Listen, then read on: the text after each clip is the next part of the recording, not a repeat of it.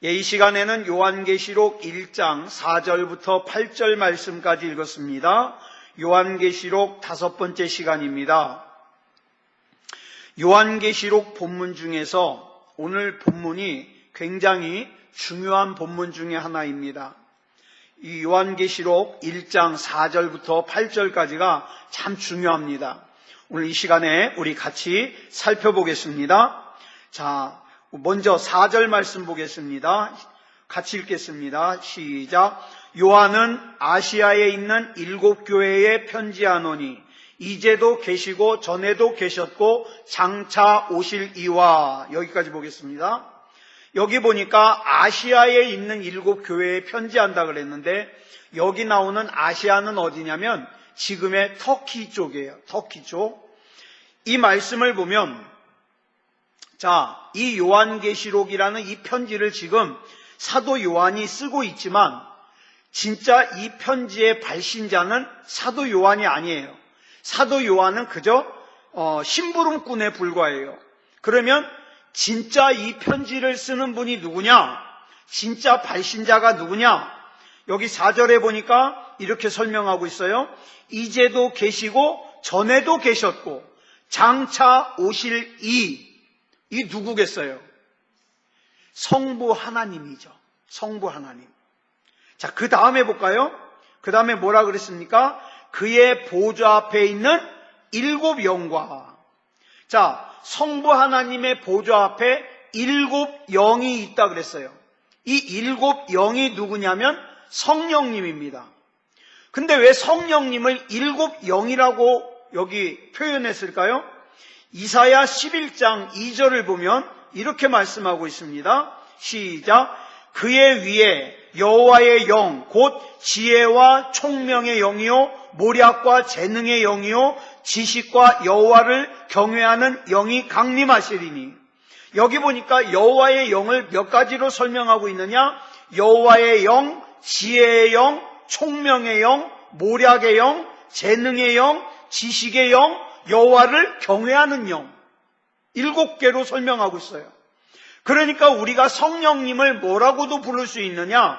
여호와의 영이라고도 부르기도 하고 지혜의 영이라고 부르기도 하고 총명의 영이라고 부르기도 하고 모략의 영이라고 부르기도 하고 재능의 영이라고 부르기도 하고 지식의 영이라고 부르기도 하고 여호와를 경외하는 영이라고 부르기도 한다 이 말이에요.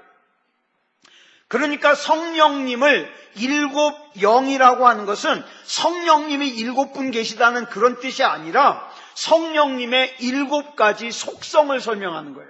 7가지 속성. 자, 본문 5절 보겠습니다. 시작. 또 충성된 증인으로 죽은 자들 가운데에서 먼저 나시고 땅의 임금들의 머리가 되신 예수 그리스도로 말미암아 은혜와 평강이 너희에게 있기를 원하노라. 우리를 사랑하사 그의 피로 우리 죄에서 우리를 해방하시고. 여기 보면 예수님을 갖다가 장황하게 설명하고 있는데 이 말은 무슨 뜻이냐면 이 요한계시록에서는 예수님의 역할이 중요하다는 뜻이에요. 자, 그러면 성부 하나님의 역할이나 성령 하나님의 역할은 그러면 아무것도 아니냐? 그런 뜻이 아니에요. 다 중요한데 이 요한계시록에서만큼은 예수님의 역할이 더 크다 이 말이에요. 자, 그런데 여기서 예수님을 설명하기를 뭐라고 설명을 하고 있느냐? 충성된 증인이라고 예수님을 설명하고 있어요. 충성된 증인. 자, 이 증인을 소개할 때에는 뭐가 반드시 와야 되느냐? 무엇을 증언하는 증인이냐? 이게 중요해요. 무엇을 증언하는 증인이냐? 예수님이 충성된 증인이라고 설명하고 있는데 그러면 예수님은 무엇을 증언하는 충성된 증인이냐? 예수님은 복음과 진리를 지키시고 증거하시는 증인이에요. 디모데후서 4장 7절을 보니까 사도 바울이 이런 고백을 해요. 나는 선한 싸움을 싸우고 나의 달려갈 길을 마치고 믿음을 지켰으니. 자, 여기서 말하는 믿음을 지켰다는 말이 뭘까요? 나는 믿음을 지켰어. 이게 무슨 뜻이에요? 그냥 입으로 나는 주님을 믿습니다, 나는 예수님을 믿습니다, 그러면 믿음을 지키는 거예요? 아니요. 믿음을 지켰다는 것은 원어의 뜻이 뭐냐 하면 위탁물을 잘 관리했다는 뜻이에요. 위탁물, 맡긴 거를. 예? 누군가 맡긴 물건을 잘 관리했다는 뜻이에요. 자, 그러면 이 사도 바울에게 뭐가 맡겨졌냐 이 말이에요. 뭐가 맡겨졌냐. 사도 바울이 다메섹으로 가던 길에 예수님을 만나죠. 그때 예수님을 만난 사도 바울이 어떻게 돼요? 앞을 못 보게 돼요. 그래서 예수님께서 아나니아에서 있는 다메섹에 있는 아나니아라고 하는 선지자를 사도 바울에게 보냅니다. 자, 그때 이 아나니아 선지자에게 사도 바울을 설명하시는 내용이 사도행전 9장 15절에 나와요. 자, 이게 바로 사도 바울에게 위탁된 거예요. 맡긴 거예요. 뭘 맡겼나 한번 볼까요? 시작. 이 사람은 내 이름을 이방인과 임금들과 이스라엘 자손들에게 전하기 위하여 택한 나의 그릇이라. 즉 사도 바울은 예수님으로부터 뭘 맡은 사람이냐, 뭘 위탁받은 사람이냐, 예수님의 이름을 이방인과 임금들과 이스라엘 자손들에게 전하게 하기 위해서 위탁받은 사람이에요. 이게 왜 중요하냐면 사도 바울 당시에는 이제 복음이 막 시작할 때 아닙니까? 막 시작할 때라 이 사람들이 복음에다가 자꾸 뭘 섞냐? 자기 생각을 섞어요. 자기 풍습을 섞어요. 자기 철학을 섞어요. 그러다 보니까 거기서 뭐가 나와요? 많은 이단들이 나오게 되는 거예요. 그렇게 해서 생겨난 이단들 중에서 지금까지 영향을 미치는 이단들이 있어요. 그 대표적인 이단이 뭐냐면 영지주의예요. 영지주의. 이 영지주의가 초대교회에 끼친 악영향은요, 오늘날까지도 우리가 알게 모르게 어떻습니까? 우리 신앙생활에 이단성을 가지고 침투해 있어요.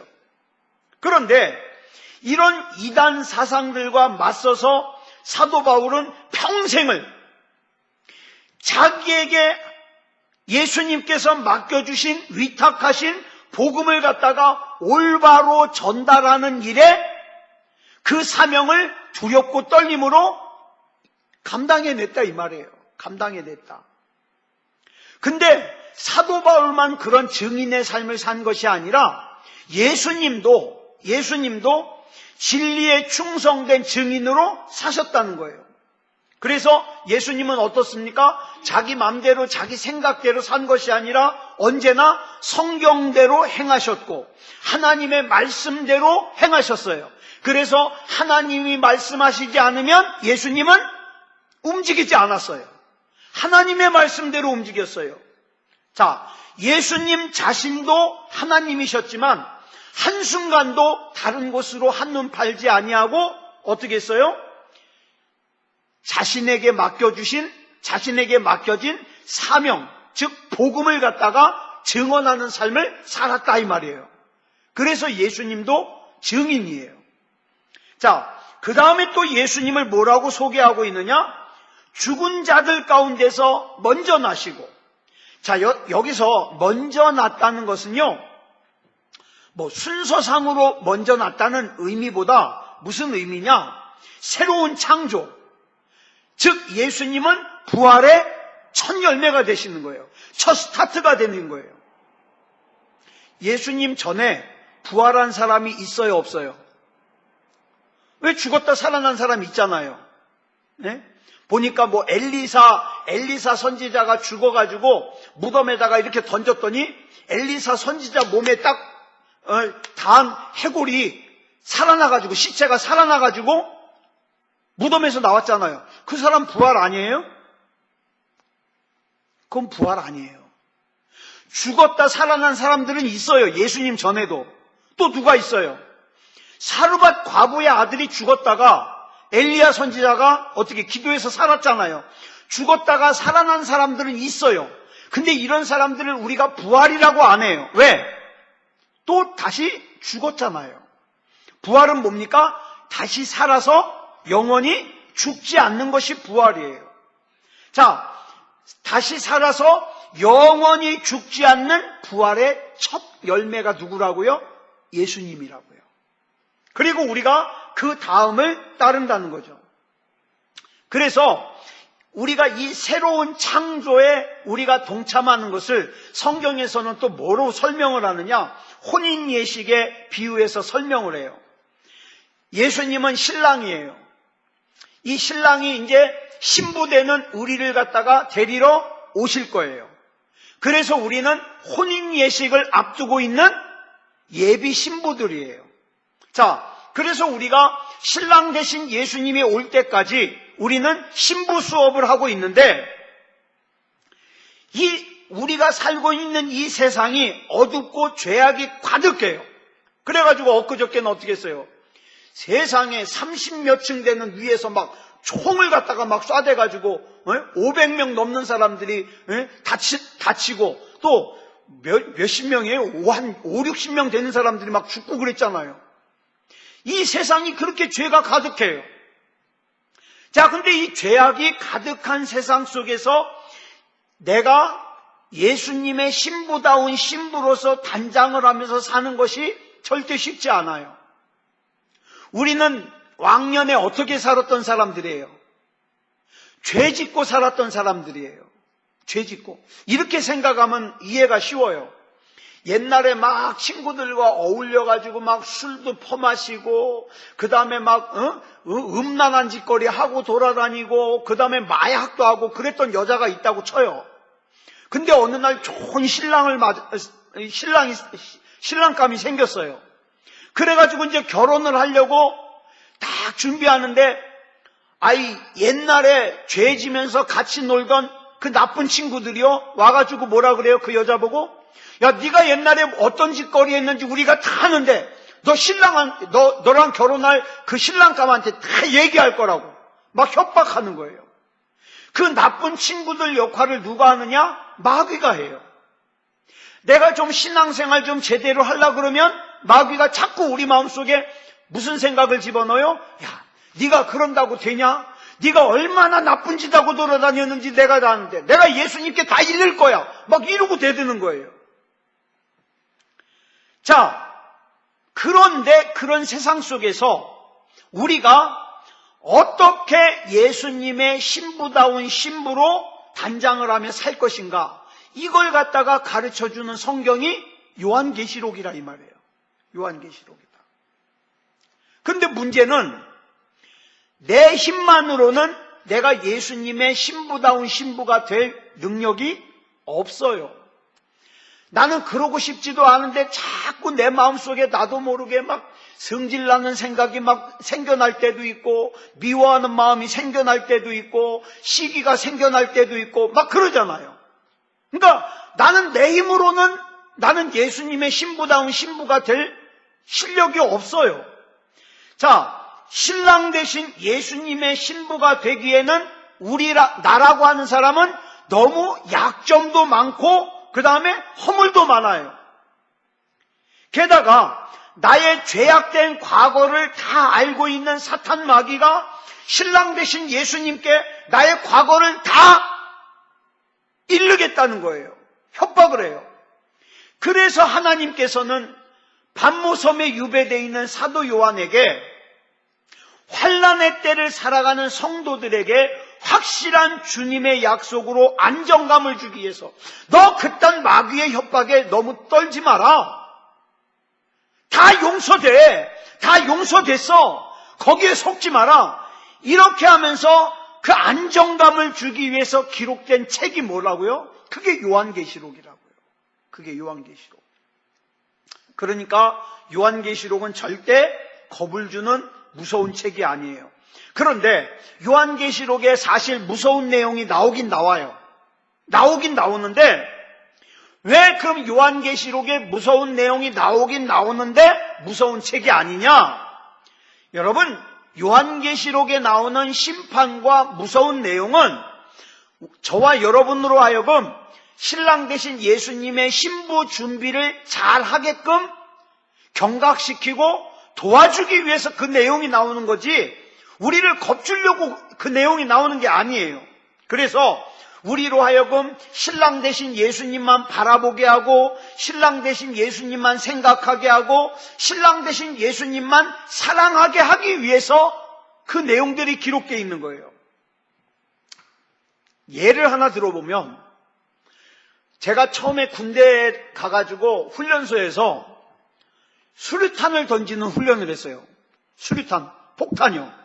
수류탄을 던지는 훈련을 했는데 그 순서가 있거든요. 순서가 있는데 그 순서대로 막 던져야 되는데 그 수류탄 터지는 소리가요 굉장히 커요. 무서워요. 자, 근데 수류탄을 직접 던지기 전에 교관이요 진짜 무서운 얘기를 많이 해주는 거예요. 예전에 어떤 사람은 수류탄을 던지는데 뒤로 이게 쑥 빠져가지고 뒤에 있던 사람이 팔다리가 다 끊어졌다, 이런 무서운 얘기를 하는 거예요. 네? 게다가 저희 사단에 아마 우리 집사님 아실 거예요. 그 옛날에 그 강제구라는 소령이 있었거든요. 그 강제구 소령이 부하들이 수류탄 던지는 훈련을 하는데 어리버리한 애가 수류탄을 앞으로 던진다는 게 뒤로 떨어뜨린 거예요. 그래가지고 그 수류탄이 터지면 거기 있는 병사들이 다 죽잖아요. 그러니까 그 강제구 소령이 수류탄 위로 자기 몸을 던져가지고 죽었거든요. 근데 그때가 소령이 아니라 대위였어요. 근데 이제 특진 1계급 특진해가지고 강제구 소령이 됐는데 그게 이제 저희 사단이에요. 그분이. 자, 근데 이 수류탄 때문에 그런 사고들이 일어나거든요. 그러니까 그런 얘기를 왜 해요? 겁을 주려고 하는 게 아니에요. 그 수류탄 때문에 그런 사고가 일어났다는 얘기는 겁을 주려고 하는 얘기가 아니라, 그러니까 좀 긴장해라, 그러니까 좀 조심해라, 이것이 목적이에요. 그러니까 요한계시록에 있는 이 내용도 마찬가지예요. 너 이러하니까 이 심판이 무섭지? 그게 아니라, 그러니까 너는 예수님만 바라봐야 돼. 그러니까 예수님만 사랑해야 돼. 그것 때문에 그 내용을 기록하고 있는 거예요. 이창원 목사가 새소망교회에 와서 지난 20년 동안 했던 설교를 갖다가 한마디로 정리하면 뭐가 되느냐? 신랑 되신 예수님만 바라보자예요. 딴 거 보지 말고 신랑 되신 예수님만 바라보자. 그래서 이 주제를 갖다가 성경에 나오는 다양한 사건으로 또 다양한 얼굴로 소개하고 설명하는 거예요. 자, 그러면 신랑 되신 예수님의 신부다운 신부로서 훈련하고 준비하는 게 쉬울까요? 어려울까요? 어려워요. 때로는 참아야 돼요. 때로는 어떻게 힘들어요. 그래가지고 어떻게 해요? 그 준비하는 게 힘들어가지고 때로는 눈물을 흘려요.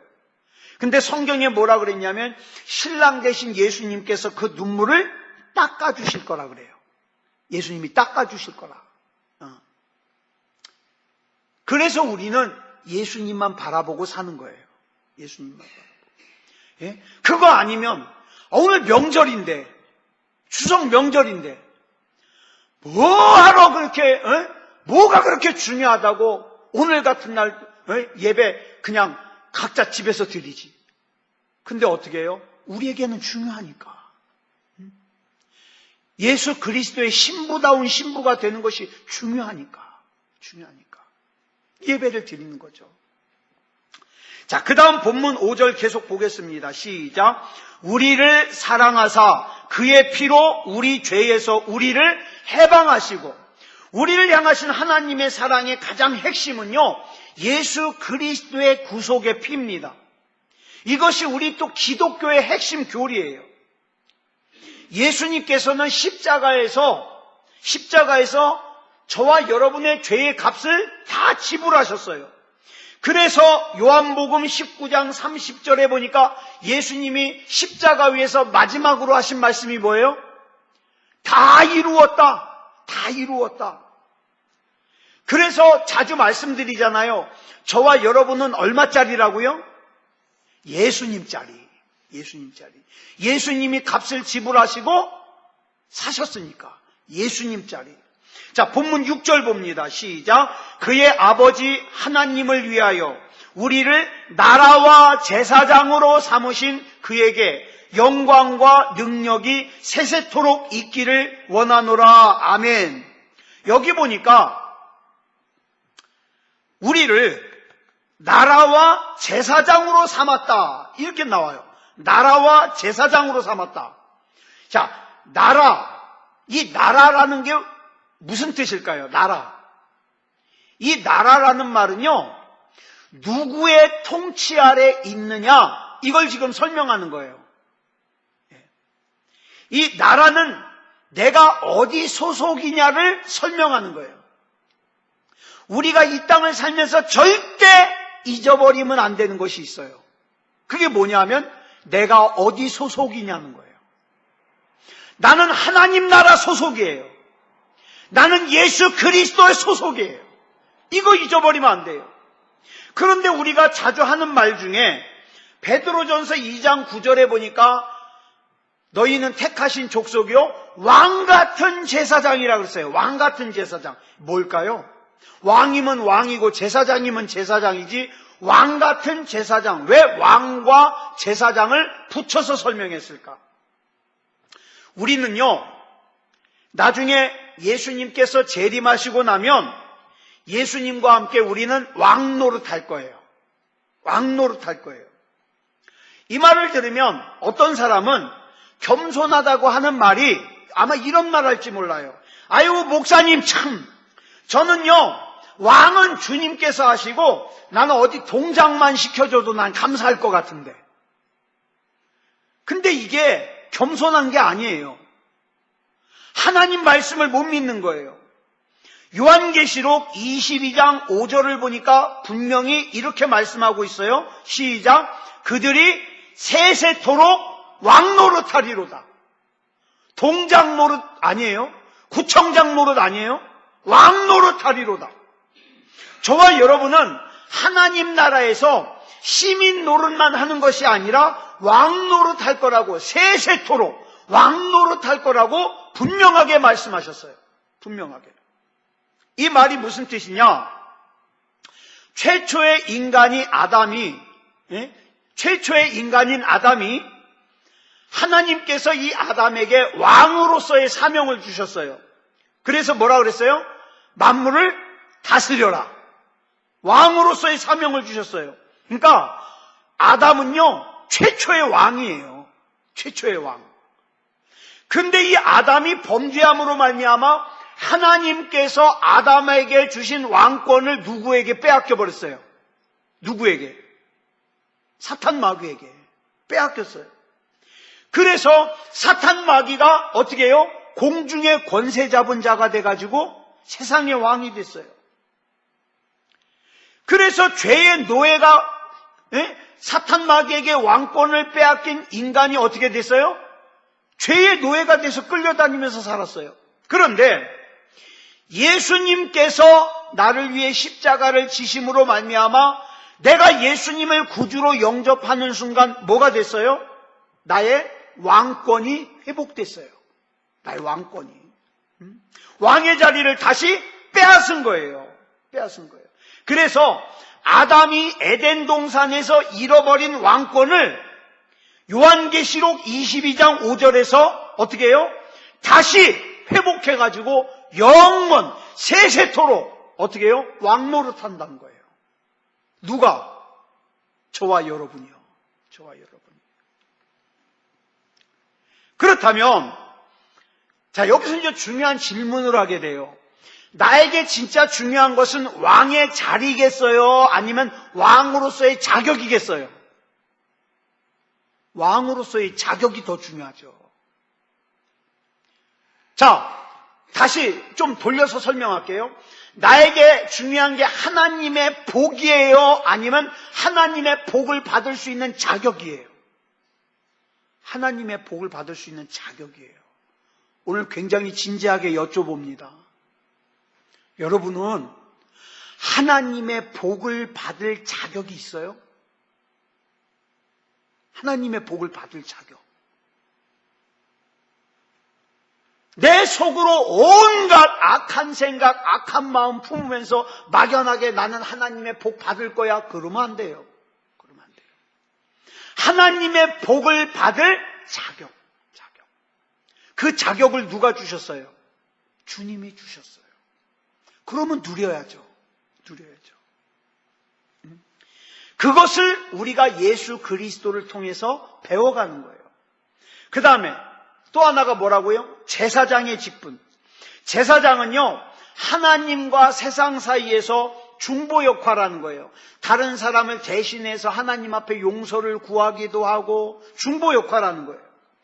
마가복음 15장 38절을 보니까 예수님께서 십자가에서 운명하실 때 성소의 휘장이 위에서 아래로 찢어졌어요? 아래에서 위로 찢어졌어요? 위에서 아래로 찢어졌어요. 그러니까 이 휘장을 찢은 건 누구예요? 하나님이세요. 근데 더 대단한 것이 뭐냐면 히브리서 10장 20절에 보니까 이 휘장이 뭐다? 이 휘장이 곧 뭐다? 예수님의 육체다. 그러니까 예수님이 십자가에서 그 육체가 찢어짐으로 말미암아 내가 어디에? 하나님의 성소에 나아가서 기도할 수 있는 담대함을 얻은 거예요. 그러니까 내가 지금 하나님 앞에 기도하는 것은 그게 당연한 게 아니에요. 예수님이 십자가에서 몸을 찢으셨기에 그게 가능한 거예요. 그전에는 어떻게 했어요? 그전에는요, 하나님과 인간 사이에 누가 필요했어요? 제사장이 필요했잖아요. 제사장이. 그런데 이제는 이 인간 제사장이 없어도 우리가 직접 하나님께 나아갈 수 있어요. 그렇죠? 누구 때문에? 예수님 때문에. 예수님 때문에. 그런데 보세요. 제가 알고 있는 어떤 목사님은요, 청와대에 가서 예배 한번 드리고 온 모양이에요. 옛날에. 근데 그걸 갖다가 얼마나 자랑하고 다니는지 몰라요. 자기가 청와대에서 예배도 드렸다고. 자, 청와대에 가서 대통령 한번 만나고 예배 한번 드리고 와서도 평생 자랑하고 사는데, 하나님 만난 사람이 아무런 감동이 없다면 하나님을 만난 것이 가짜든가, 그죠? 하나님을 만난 것이 가짜든가 아니면 하나님을 하찮게 생각하든가, 둘 중에 하나겠죠. 우리가 제사장이라는 이 말에는요, 이제는 우리가 하나님을 만날 수 있는 관계가 됐다는 뜻이 거기 담겨져 있어요. 하나님을 만날 수 있어요. 이제는 내가 하나님 앞에 기도하면 하나님 만날 수 있어요. 중간에 어떤 제사장이 끼지 않아도 그냥 내가 하나님 앞에 기도하면 하나님 만나요. 내가 하나님 앞에 예배드리면 하나님 만나요. 왜? 이제 내가 제사장이니까. 예수님이 십자가를 지심으로 말미암아 육체를 찢으심으로 말미암아 그것이 가능하게 해주셨으니까. 그러니까 이 왕같은 제사장이라, 이게 얼마나 큰 은혜예요. 왕같은 제사장. 자, 본문 7절 보겠습니다. 시작. 볼지어다 그가 구름을 타고 오시리라. 각 사람의 눈이 그를 보겠고 그를 찌른 자들도 볼 것이요 땅에 있는 모든 족속이 그로 말미암아 애곡하리니 그러하리라. 아멘. 여기 보니까 그가 구름을 타고 온대요. 근데 우리말 성경으로 그가 구름을 타고 오리라 그러면 뭐가 생각이 나요? 마치 손오공이 구름 타고 날아다니는 것처럼 그렇게 오는 걸로. 제가 그림을 보니까 그렇게 그림이 많아요. 예수님이 구름 타고 막. 근데 그건 성경을 잘못 번역한 거예요. 그런 뜻이 아니에요. 정확하게 해석을 하면 그가 구름을 타고 오시리라가 아니라 뭐가 되냐면 그가 구름과 함께 오시리라예요. 구름과 함께 오시리라. 그러면 성경에서는 구름이 어떤 의미가 있을까요? 성경을 보니까 구름은요, 하나님의 임재하심을 의미해요. 하나님의 나타나심, 하나님의 보호하심. 이스라엘 백성이 광야를 지나갈 때, 광야에서 40년 동안 살 때 낮에는 뭐가? 구름 기둥이 항상 있었어요. 밤에는 불기둥이. 자, 근데 이 이스라엘 백성을 인도한 이 구름 기둥을 뭐라 그러느냐? 히브리어로 세키나이라 그래요. 세키나이라 그러는데 이 구름 기둥이 의미하는 게 뭐냐면 하나님이 이스라엘 백성과 함께 있다는 뜻이에요. 그리고 그 구름 기둥이 앞장서서 가니까 뭐예요? 하나님이 이스라엘 백성을 인도하신다는 뜻이에요. 그러니까 성경에서는요, 구름은 뭐와 연결이 되느냐? 하나님의 임재하심과 연결이 돼요. 또 한 군데 보면 모세가 시내산에 올라가서 하나님으로부터 직접 계명을 받을 때 성경에 보니까 뭐라 그러냐면 빽빽한 구름 가운데 하나님께서 임재하셨다 그래요. 자, 그러니까 항상 하나님이 임재하실 때에는 구름이 나와요. 구름. 그러니까 예수님께서 구름과 함께 오신다는 것은 무슨 뜻이냐? 예수님께서 손오공처럼 구름을 타고 오신다는 뜻이 아니라 예수님께서 오실 때 성부 하나님도 함께 임재하신다는 뜻이에요. 얼마나 이거 엄청난 일이에요. 성부 하나님이 함께 임재하신다. 자, 그러면 예수님의 이 재림이, 왜 이게 이제 이단들이 요거 가지고 장난을 많이 치니까 이게 중요해요. 예수님의 재림이 어떻게 사람들에게 공개된다 그랬어요? 성경에 보니까 첫째, 각 사람의 눈이, 여기 보세요. 각 사람의 눈이 그를 보겠고 재림하시는 예수님을 볼 것이래요.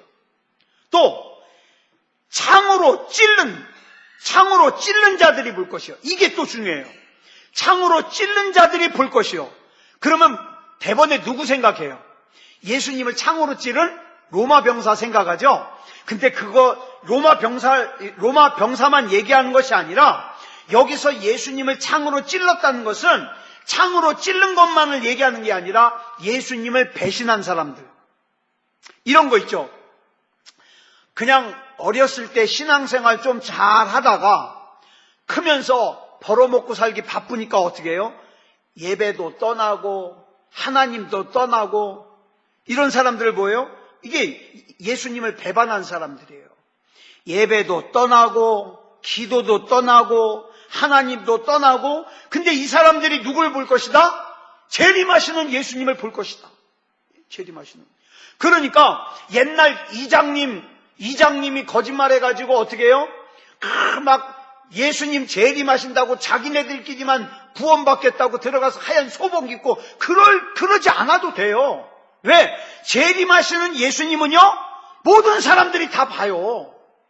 그건 뭐 꼭 거기가 있어야만 보는 게 아니에요. 심지어는 누구도 본다 그랬어요? 예수님을 찌른 자도 봐요. 찌른 자. 예수님을 배신한 사람도 봐요. 자, 근데 이 심판이 굉장히 중요한 게, 자, 우리가 출애굽기에서 애굽의 10번째 재앙이 뭐였어요?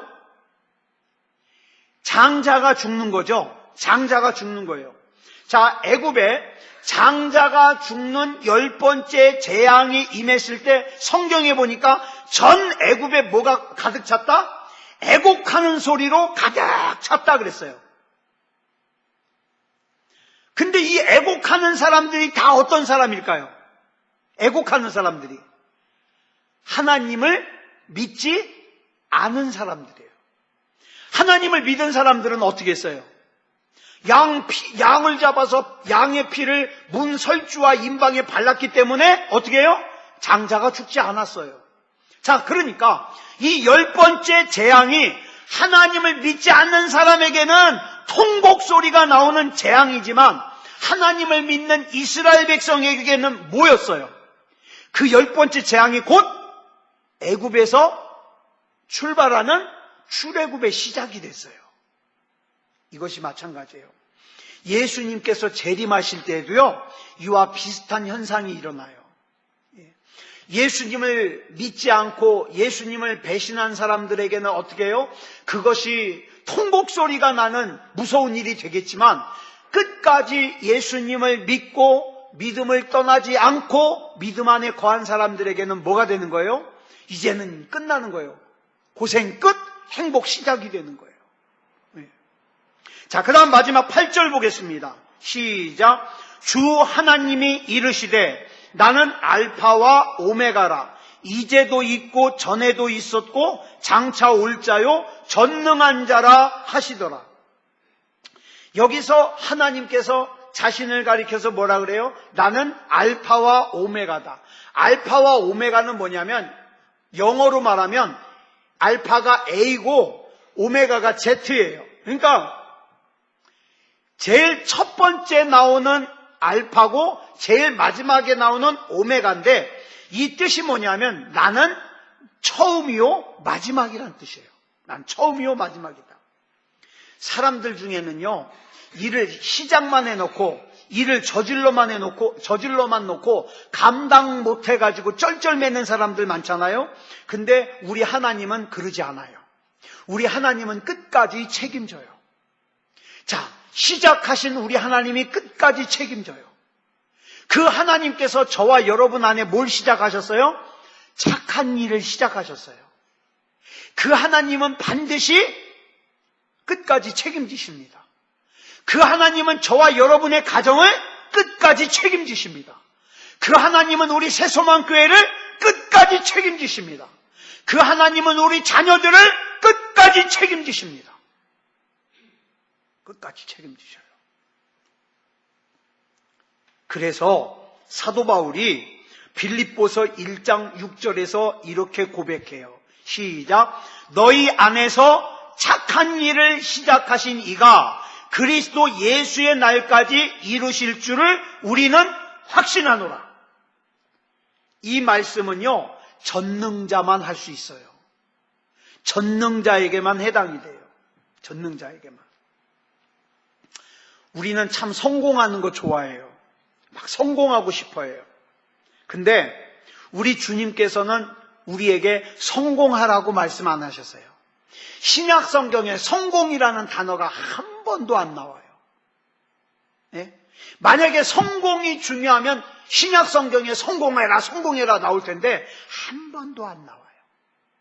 그 대신에 성경에 뭐는 많이 나오냐? 거룩은 많이 나와요. 거룩. 우리 하나님은요 저와 여러분에게 거룩에 관심이 있어요. 거룩에. 자, 그러면 예를 들어서 저와 여러분이 돈을 많이 벌었어요. 그러면 그 돈을 뭐에다 쓰라고 주신 걸까요? 거룩하게 사는데 써라. 그러고 주시는 거예요. 그러면 반대의 경우 저와 여러분이 어려운 과정을 거치게 됐어요. 그러면 그 어려운 과정을 왜 주셨을까요? 하나님 앞에서 거룩하게 살으라고. 거룩하게. 예. 그러니까 내 인생 가운데 성공도 실패도 목적이 뭐예요? 거룩이에요. 거룩. 그러니까 저와 여러분이 하나님 앞에서 거룩하게 살면 안 겪어도 될 어려움은 겪을 필요가 없어요. 그죠? 거룩한데 뭐. 거룩한데. 그러니까 앞에서 본문 6절에서 하나님께서 우리를 나라와 제사장으로 삼으셨다. 여기서 나라는 뭡니까? 하나님의 나라예요. 하나님께서 다스리고 통치하시는 곳이에요. 그러니까 나의 소속은 어디다? 하나님의 나라다. 하나님의 나라. 내가 아무리 교회 잘 다니고 헌금 많이 하고 봉사 많이 해도 내가 하나님의 다스림을 받지 않으면 나는 하나님의 나라가 아니에요. 일본 사람은 일본 나라의 다스림을 받아야 돼요. 그죠? 대한민국은 대한민국의 다스림을 받아야 돼요. 내가 하나님 나라의 백성이라면 나는 하나님의 다스림을 받아야 돼요. 하나님의 다스림. 그럴 때 하나님이 나를 다스릴 때 뭐가 이루어집니까? 하나님의 뜻이 우리 안에서 이루어집니다. 이루어져요. 그 하나님께서 저와 여러분의 눈물도 닦아주시고 힘들고 고달픈 거 위로도 해주시고 하나님의 성령이 역사하십니다. 아무쪼록 그 하나님을 믿어서 우리 주님 안에서 승리하는 삶을 사는 그건 저와 여러분이 되기를 그리스도 예수님의 이름으로 축복합니다. 예. 기도하겠습니다. 사랑의 하나님 감사합니다. 오늘 요한계시록 1장 4절부터 8절 말씀까지 살폈습니다. 예수님이 어떤 의미인지, 나는 하나님의 나라와 하나님의 제사장으로서 어떤 의미인지, 또 나는 왕같은 제사장이 어떤 의미인지 이 시간 살폈습니다. 하나님, 믿음다운 믿음 가지고 바로 살게 해 주시옵소서. 하나님이 인정하시는 믿음이게 해 주시옵소서. 하나님이 끝까지 책임지는 하나님의 나라요, 하나님의 백성이게 해 주시옵소서. 우리 하나님께서 붙잡아 주실 줄 믿사오며 그리스도 예수님의 이름으로 간절히 기도드려 싸움나이다. 아멘.